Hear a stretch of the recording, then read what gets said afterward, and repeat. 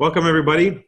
It is February the 12th, a very auspicious day for the DiMuccio family. I want to welcome anyone who's new to the Aligning with Success call. This call is about getting our mind, basically our thoughts, our feelings, and our actions in alignment so that we can produce bigger, more productive, more efficient results in our Nikken experience. And that, for that matter, that applies to life in general. Now, I've had a bit of research going on last week. I decided I was going to dig into the industry and get some intel while we're getting things ramped up here in the Toronto area for an event that we're going to host. But I wanted to get a little bit more delve into the pulse of the network marketing industry at large. Not so much just what's going on in Nikken. I'm pretty much aware of that, but what's going on in network marketing as an industry? What do I need to know that I don't know, or be reaffirmed that I need to be reaffirmed? And I had several calls, one with Chris Gross, who's the founder and the CEO of Direct Selling News. You probably already know about that one, but if you don't, you should know, because it's a great journal and it's online. You can get emails from their publication. It's a great journal for connecting with the industry. I was once written up in their magazine when it was a fully published magazine. Now it's an electronically published magazine, and you learn about different things. There's great networkers out there teaching great stuff. That's all part and parcel of our growing education as a professional in our industry, and to respect other people from other companies in their profession. I spoke with him, myself and Botanis. We also had the pleasure of speaking with Eric Worre. We spent a bit of time with him, gleaning from his experience of what's going on in the industry, because he's somewhat now sort of the person putting together collaboration at an industry level among those who are successful in network marketing. And, you know, one of the first things that he said to me, let me just go back on my notes. He's not the one I'm going to feature today. I'm going to feature somebody who you don't know, but he basically had nothing more to say than the side hustle, as he refers to network marketing as a side hustle, meaning more and more people are looking for a side hustle. More and more people are looking for what we call, us in Nikken, the gig economy, a gig that is separate and apart from their main hustle. And he actually pointed to Airbnb and Uber and the growth in entrepreneurship to sort of verify and validate the fact that this is a fact. And people want to, I like this comment, flex their entrepreneurial muscle, their entrepreneurship muscle. So more and more people are looking to do that. And I think that's a great thing. And so network marketing, of course, is, you know, you hear people, there's so much negative talk, whatever. And really, what's there to be negative about? At the end of the day, exactly what is it that people are negative about? If you actually ask them that question, you'll be surprised at some of the answers. And you'll find that it's not a very educated position. It's just an opinionated one. Right. Let's see. He says, people are open to MLM. Social media works when done well to attract customers. So that's one of the things that he was pointing to with respect to social media. If you're going to utilize social media, there's a lot of success happening with people who are doing it correctly for the purposes of attracting customers. And there's one gal that I've been sort of interested in Latin America. She had a video that went viral when she was testing the pH level of different water products, different Cadavid. Angela Cadavid is her name. Cadavid. You can find her, I think she's from Colombia. You can find her Facebook page and just check out how she's marketing Nikken products through her Facebook page to attract attention there.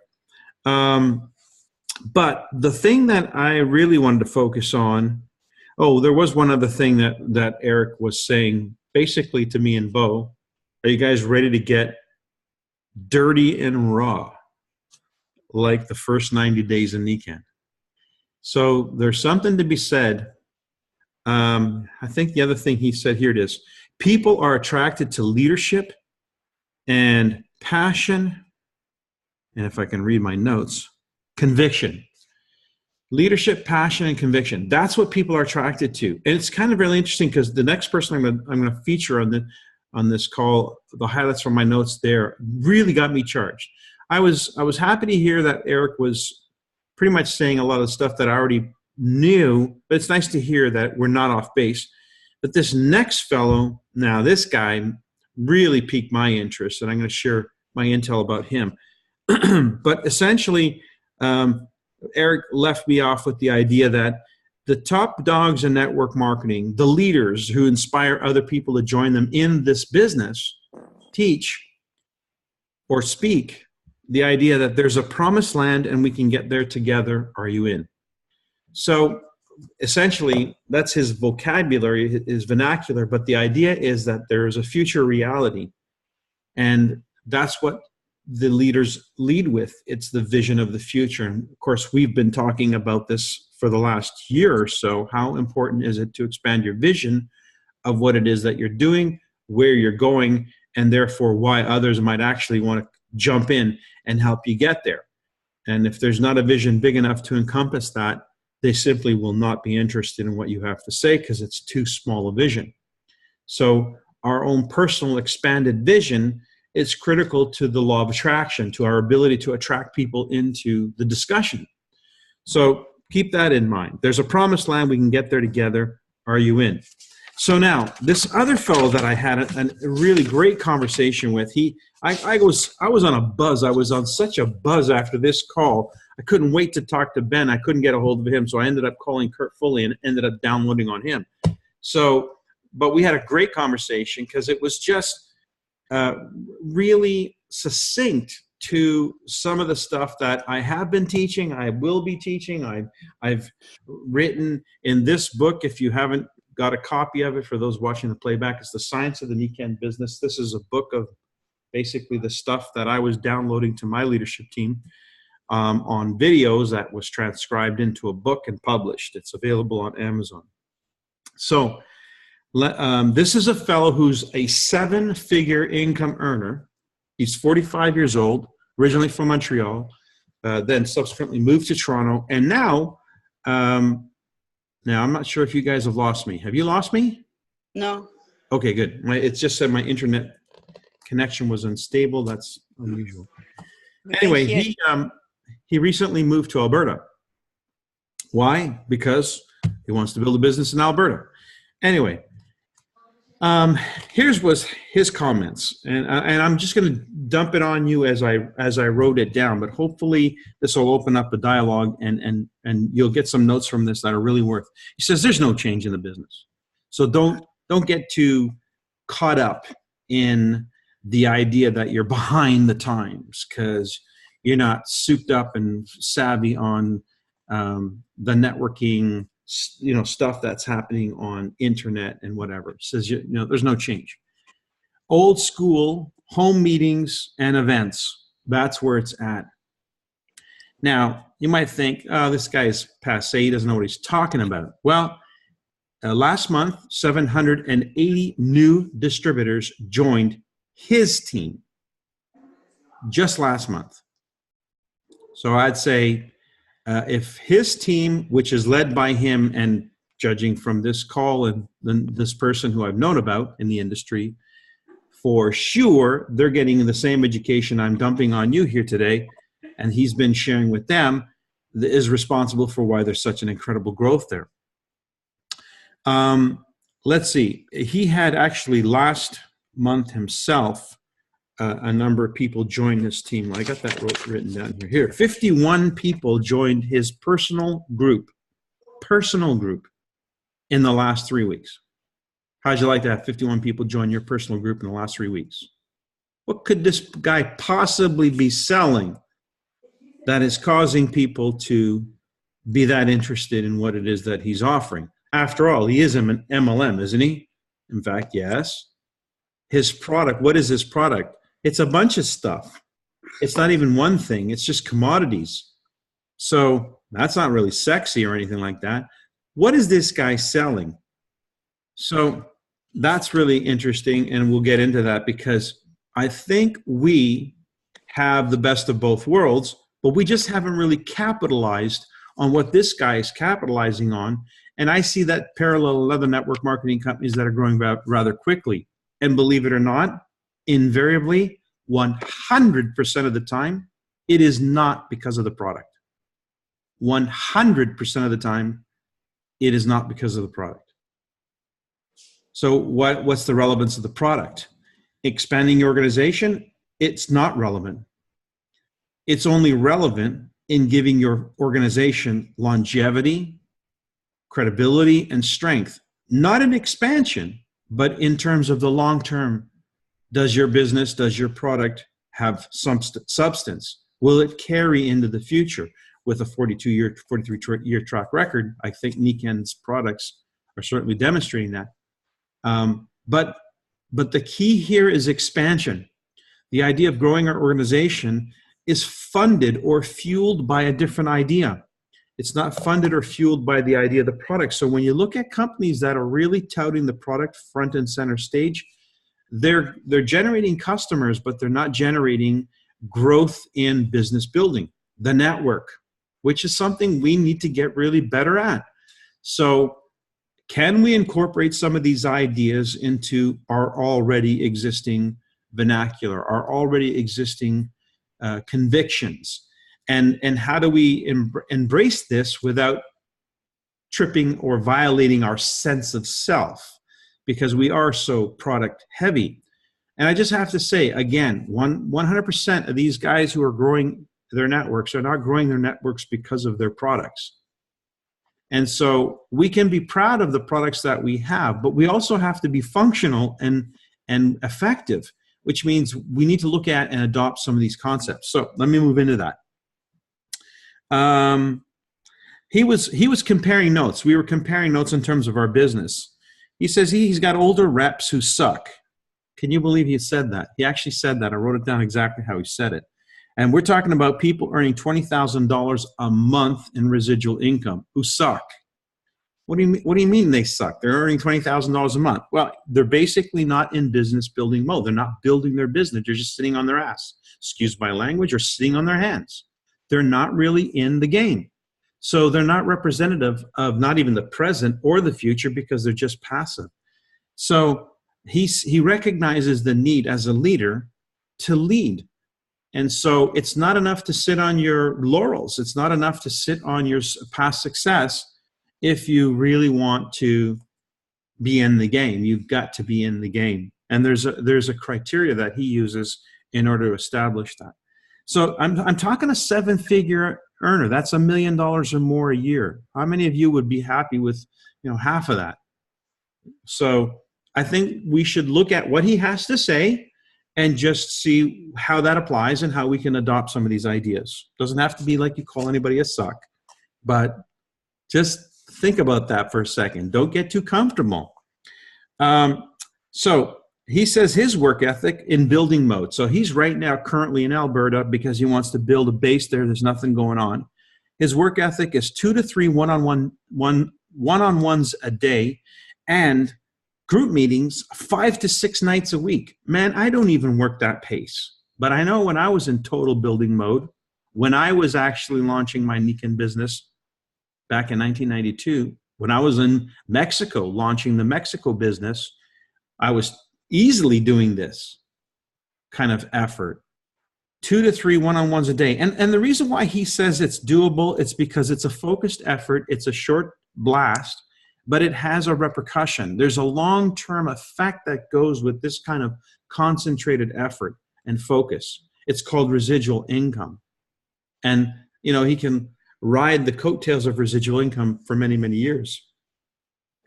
Now, would you like to know what his conversation consists of? What is he actually selling? What's the pitch? How does he get anybody to listen to him? That he would have this much busyness, 2 to 3 one-on-ones a day, group meetings 5 to 6 nights a week. How is he getting that kind of traction? Here it is. Are you ready? One question.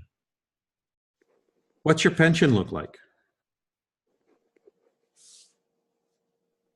Now, what does that have to do with product? Nothing. What's your pension look like? What age you want to retire? So he'll actually ask somebody in the audience, what age do you want to retire? How much money per year do you need to retire? And then he'll just do a simple calculation. Let's say you live to 85, and let's say the person's 55.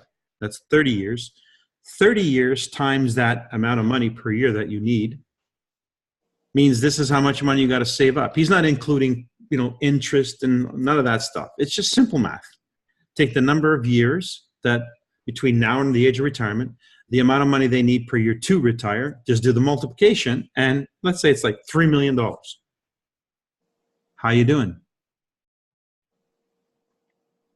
Are you saving that up? Is that happening? And most people are nowhere in a position to answer yes to that. So all he's saying is, in this dialogue, in this question, he's hitting a home run because he's asking you to consider what's your pension look like? Are you thinking that far ahead? And if you're not, let's just do the math for a second. Let's pause in life for a second. Let's do some math here and see, are you on track? And of course, most people are not. So now it's really about how would you like to shore that up? How would you like to double or triple your pension? It's such a long-term thinking because now he's not looking at somebody to get them involved in making $200 or $300 a month, some extra money for the home. This is the dialogue that sets the framework for long-term thinking. It's about looking to the future. And so it's a great line of thinking. He did mention, though, because of the Nikken products, the way they are, it's a product-based company that we should be closing in our in-home meeting. So whenever you're doing an in-home meeting, he strongly advises that we ask for the product sale, for the order. So I hope you're doing that. I certainly do that. I think it's important because we have a real tangible, whereas in his case, it's more of a sort of a commodity, is not so much of tangible. He doesn't close in the first exposure, but here he does. He pushes. The close for him is the second exposure. Now, I don't know if you guys remember me talking about get them in, get them going, sort of the rhythm of the business, the weekly rhythm, get them in, get them going. He does that. He uses the two-prong approach to get them in, get them going. So the equivalent of that in our Z, our reverse Z, is the presentation, which would be the in-home, where he has a full disclosure of the how does this relate to my needs. And then the second exposure is the what. So he's using all three components of the reverse Z. The first component, of course, is the question that leads to the need of the 5 pillars. What's your pension look like? So he's looking at somebody through the lens of their financial future and saying, how do things fare up there if you're looking forward? If you were, to think about financially, are you equipped to deal with the future? Most people are not even equipped to deal with the present, let alone the future. So he's identifying a need. Then comes the presentation, which in his case is either a one-on-one or in-home, which is what we do, right? Is what we talk about, which is the how conversation. And then lastly, what he pushes for is the second exposure. And he pushes this hard. He says it's either a home meeting or a public meeting, but it's usually on a Saturday. They have their closing meeting on Saturday. And I say this because this character happens to be getting anywhere from 1,000 to 2,000 people every Saturday in a room in Toronto. 1,000 to 2,000 people. So that kind of success in terms of moving people is something worth paying attention to. And again, it's not based on the product because they really don't have a product I can point to and say, oh, you got to have this. You probably already have it. It's just they're going to give you maybe a break for a few months. Anyway, so second exposure, home meeting or public meeting.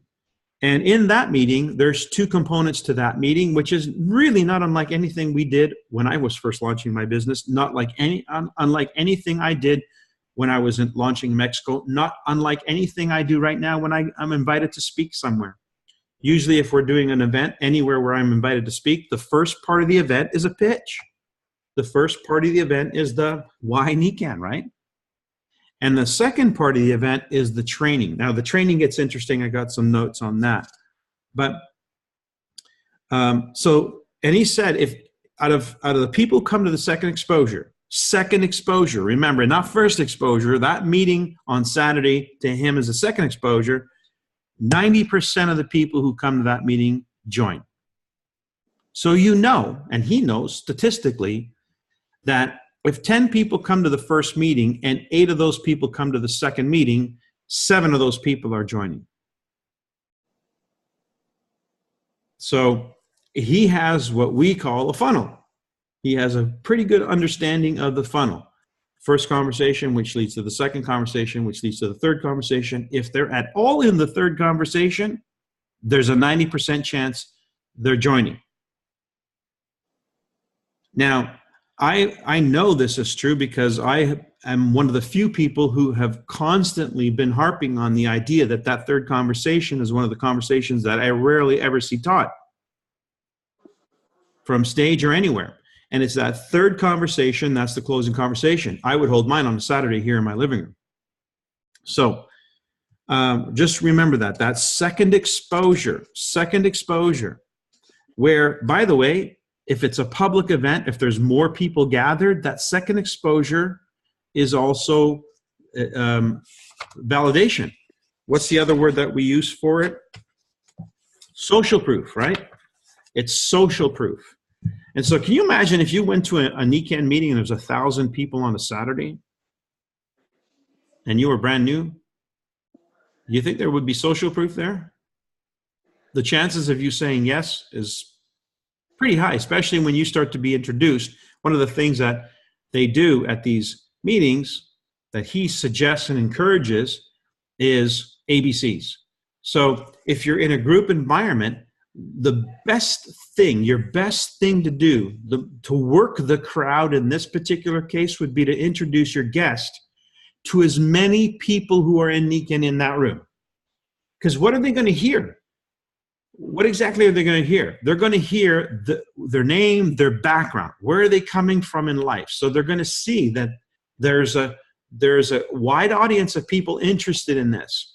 They come from different backgrounds. Some of them are highly educated professionals, etc. That's all social proof.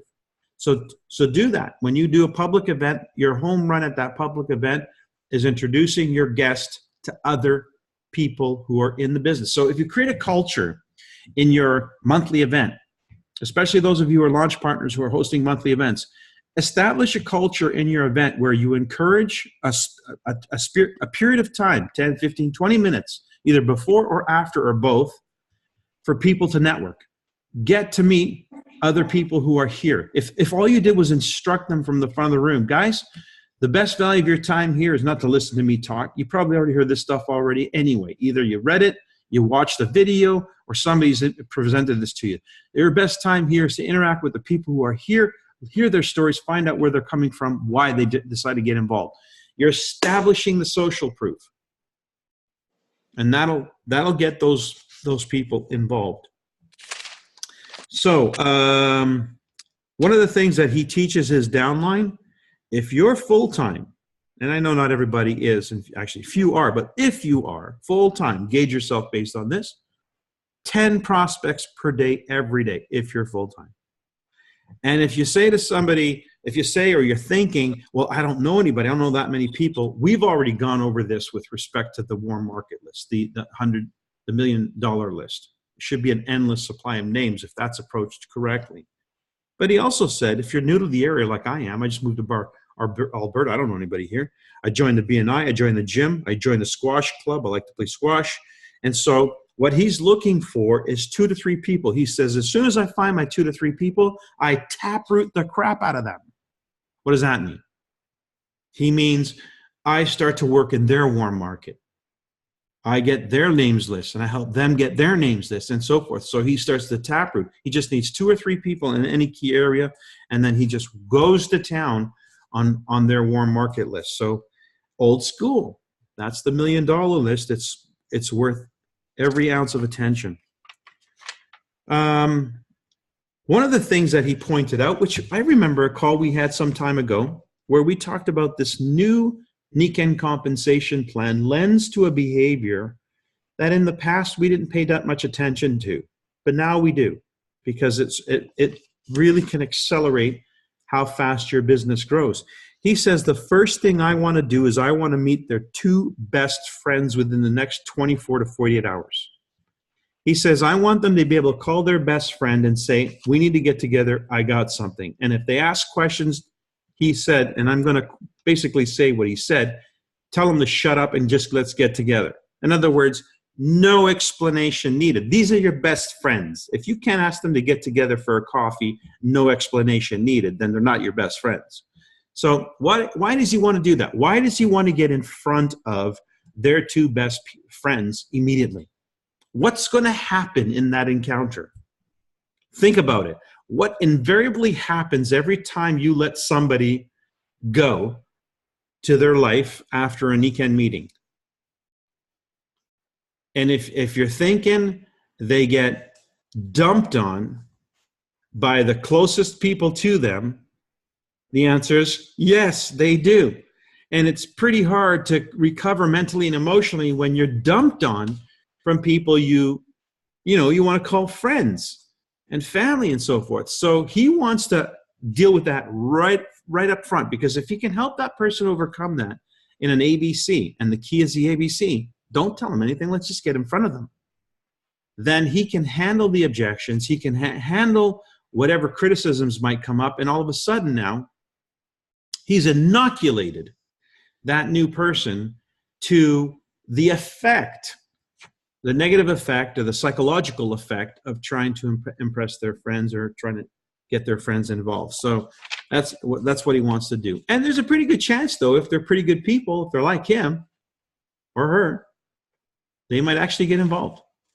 So, but he doesn't want to take the risk of sending them into the dark to get shot down by people they trust. He wants to meet those people. So remember, we talked about this.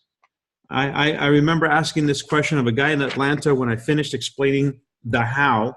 I said to them, now that you know how to the degree that you do, what do you think this is? And then we went through the McDonald's analogy so I could determine, is he still thinking that this is a retail outlet? Is he thinking that this is a franchise business? Or does he really understand the big picture, the real estate business? I made the adjustment and I said, now that you know what you know, who should be the next person you introduce me to? Boom, I got a name. And that was the next meeting. So it's a really powerful strategy, because then you're not waiting for them to come up with their $1 million list before you start taprooting. You're not waiting for them to jump through all these hurdles. You can create enough interest, invested interest, that next meeting will cause them to behave more like somebody who's really in the game. And so this is really good advice. This is, again, a 7-figure income earner. Nothing you haven't heard, but nice to hear it from somebody else, from another network, who doesn't have at all the product range that we have or the guts that we have in our Nikken business. The thing is, the guts that we have in our Nikken business has weighed us down to be so that way that we have not really paid attention to what drives the business engine. Why do people join this as a business? Okay, get this one. What does he ask for? Help. He asks people for help. What a surprise. Of course he does, because it works. So ask people for their help. In other words, an example he would give is if he's going to set up a home meeting, he would say, contact a few key people and ask for their help. Invite them to come and learn about a way they can double or triple their pension. And that's what you're doing, and that you would like their help. You found a way to do it, you'd like their help. So the concept of asking for help is brilliant because it works. Let's see, home meetings, one-on-one, sales. Okay, he normally does his in-homes on a Tuesday night, and they're meeting at a church. Apparently, I guess that's a pretty efficient way of doing things for cost. So if you're looking for maybe a way to save some money in terms of a public event, do some scouting. See if there are any church basements or something that might be available for you to leverage. And there's always ample parking at a church. And I'm sure there's a good spirit and feeling around being associated with something like that, because then, it's sort of a little bit more of a, we're not in these dark shadows or whatever. Just think about that. That might be something that can work for you. It certainly is working for him. The other thing, quarterly event. Lock-in, I put it in brackets, lock-in, and he wrote, big decisions are made at these events. Does that sound like anything you've been told before? So yeah, absolutely. So their rhythm is daily contact and invite one-on-ones, leading to in-homes, which is the first real meeting, and then the second exposure, which happens on a Saturday. That's their weekly rhythm.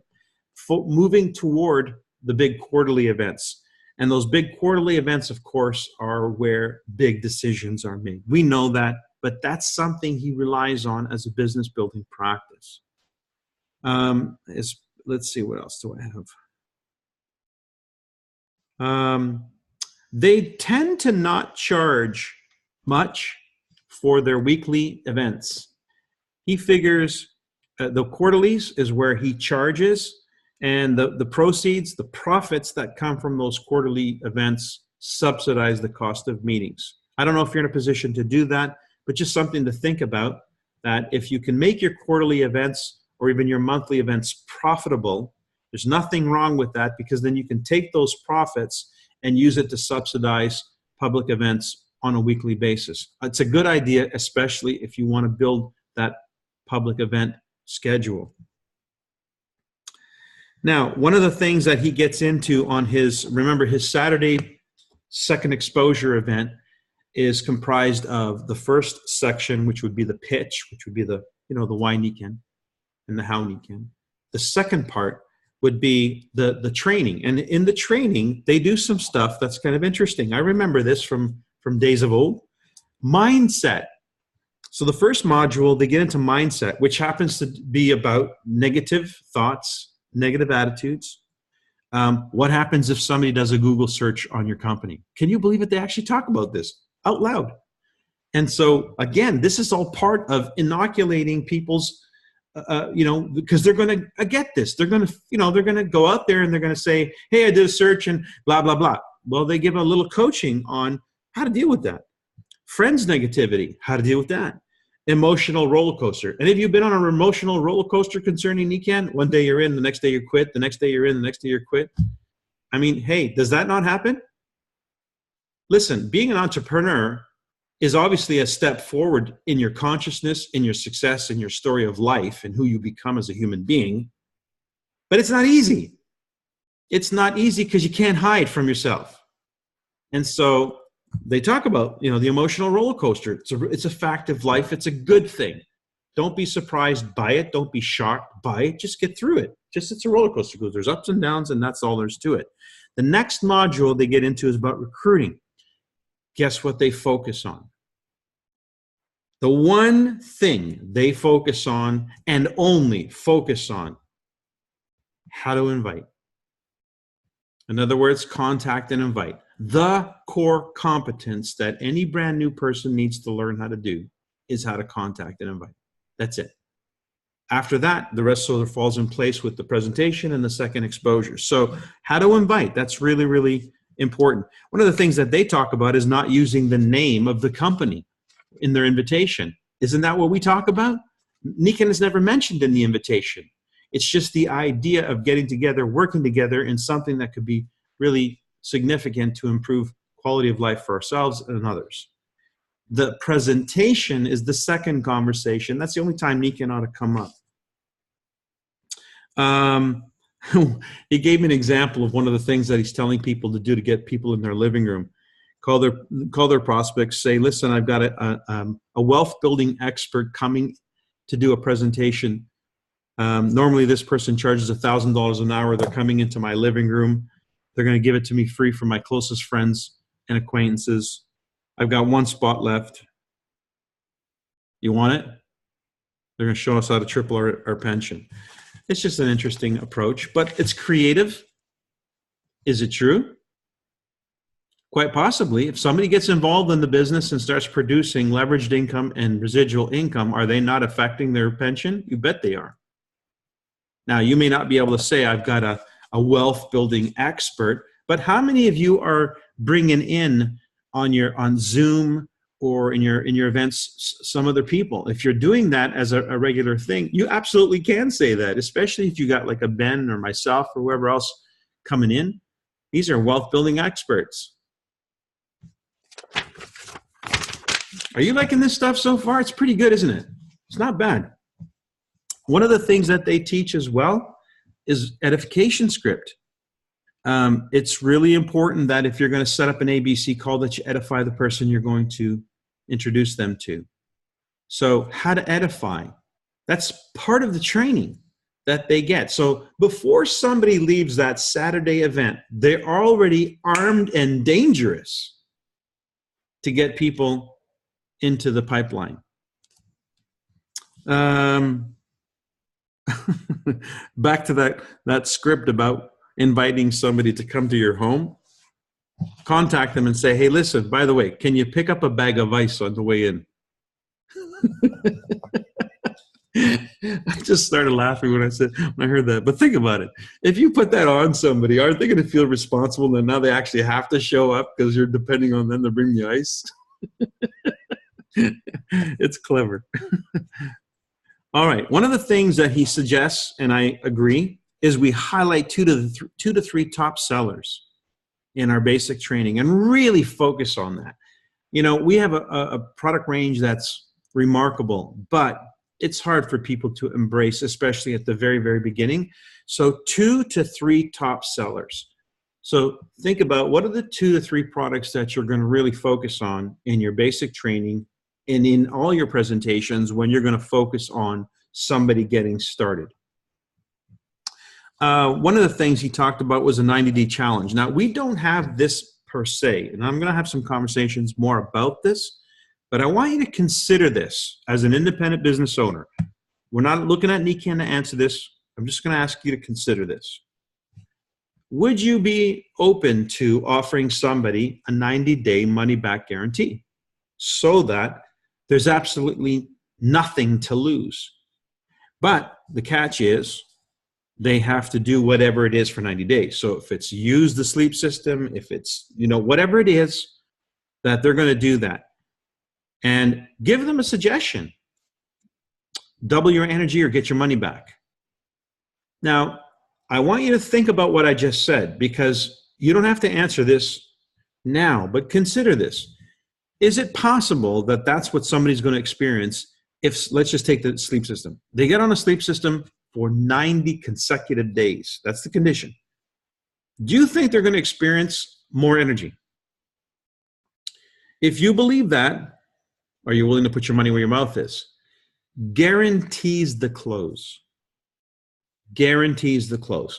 There was a company that he mentioned. He said this company took this on literally, and the company exploded, almost hit $1 billion. All they did was offer this 90-day challenge, which was really a full refund after 90 days if the product didn't do what they said that it would do. But what would happen is it took away the objection. Now you don't have an objection, you're being offered a guarantee. So if there is something that you feel that you could offer comfortably, that kind of a guarantee in the way of Nikken products, keep this in mind as well. The companies that do offer that know most people are too lazy to send the stuff back, even if they don't feel that it made that big a difference. So they know percentage-wise what the return rate would be, and it's extremely low. You could probably even do some research online. But I'm just thinking in terms of, if you're willing to say something like that, then what are you really saying about the product and your belief in it? What does that do in terms of creating an impression in their mind? And therefore, how will they respond? Yeah, Barb's saying, often get the question. So you're an independent business owner. You might want to experiment with this, maybe try it on something. But I'm going to do that myself because I think it's not something that I think I've ever lost. I've always told somebody, especially when they buy the sleep system, look, if you are not completely satisfied, I'll take it back. And I swear I have never taken one back. So whether they're too lazy to send it back or they want to actually, whatever, it's just never come back. And I know I get satisfied customers all the time. They even call me or text me within 24 to 48 hours of starting to use it. So there's your guarantee fulfilled. And then let's see, last couple points here. Promote the next big event. The next big event. So every event is an opportunity to promote the next big event. So keep that in mind. And also include your regionals.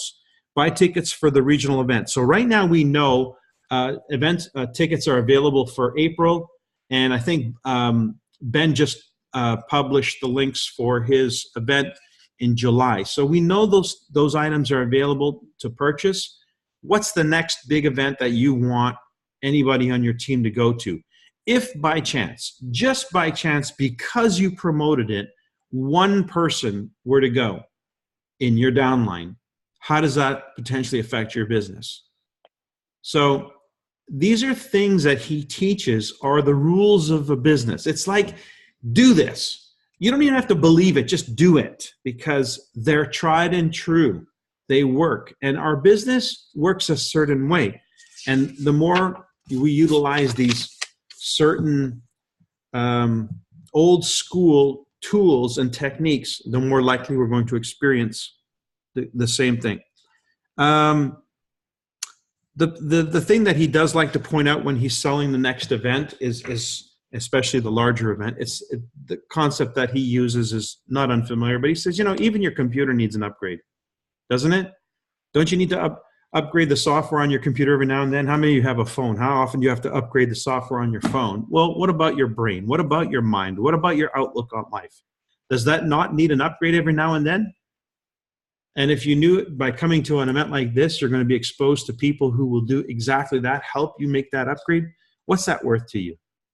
Certainly more than the price of admission. So these are the thoughts that I want to share with you based on my conversation with this gentleman who I was really intrigued by, because it was sort of an affirmation and reaffirmation of the things that work and are currently working, not just within Nikken, but outside of Nikken, where there's real growth. Anyway, you guys can unmute yourself. We're at like 9:40 something, 9:45. We're already pretty much done.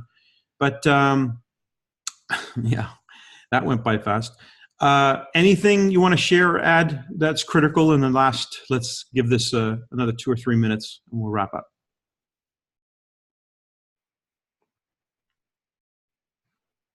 It's Ruth, Mike. Yes, Ruth. So I came on just a few minutes late. Are you not sharing his name with us? I'm sorry, am I what? Sharing the person you spoke with? Who is he? Does it matter? Well, we can go on his website and learn more from him. This guy's name is Nathan Goldberg. Boulder? Goldberg, sorry. Awesome. Shared a lot of information with you. Thank you very much. Yeah, he was an open book. And I guess that's what happens when you kind of get, to a certain level in your business. You feel comfortable, confident that your knowledge can be shared. It's universal. Anyone else? Okay. Well then, I'm just going to say it's a wrap. I hope that some of this information comes in handy, that you digest these notes and really see how you can integrate them into your Nikken business, because I think they're all totally applicable. I wouldn't have been so excited if I didn't think so. And having operated my business in parallel to this in so many ways, I just think that I know that these are the things that work. I know for sure people, when it comes to joining the business, don't join for the products. Don't make that mistake. A lot of people think, hey, how many of you, I see this all the time in Nikken events, how many of you join the business for the products? And you get, 80% of the hands go up. I'm like, what a crock. None of those people join the business for the products. You would have just bought the products as a customer if all you were interested was the products. You joined the business to make money. That's the truth.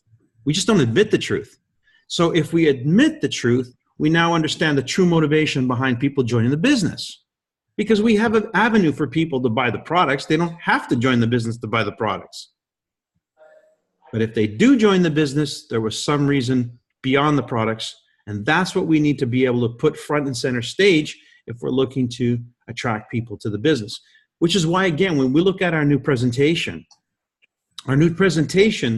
starts with that conversation. The idea that if you're going to tackle, if you're legitimately, square peg in a square hole, whatever, if you're going to legitimately tackle the health issue, you cannot avoid the question of money. Money makes health. Mm-hmm. Whether it's buying healthy consumable items, whether it's buying more expensive food at restaurants because it's healthier and not garbage food, whether it's health care of whatever kind you want to call it, it costs money. And it costs money to keep people healthy. We know it certainly costs money to keep people sick. And there's a huge profitability in that domain. We just want to show people how it can be very profitable to be healthy and to promote, to be an advocate for health. So money has to be a conversation that we have. And when we state it up front, it doesn't sound like we're trying to hide that fact. It doesn't sound like we're sort of back-ending them into the business. No, I want you in the business. I want you to join. I want you to make a ton of money, and I want you to be really healthy because I think we found a way to have it all. We have a better way. Anyways. Awesome. Thank you, guys. Thanks for joining. Please, again, digest. If you have some comments, feedback, please bring it to the next call. By the way, the next call, I will have to find a surrogate because I'll be in France, probably at a winery or something like that when you guys are online. So we'll see you the following week. In the meantime, all right. Have a great night. Thank you, everyone. Bonjour.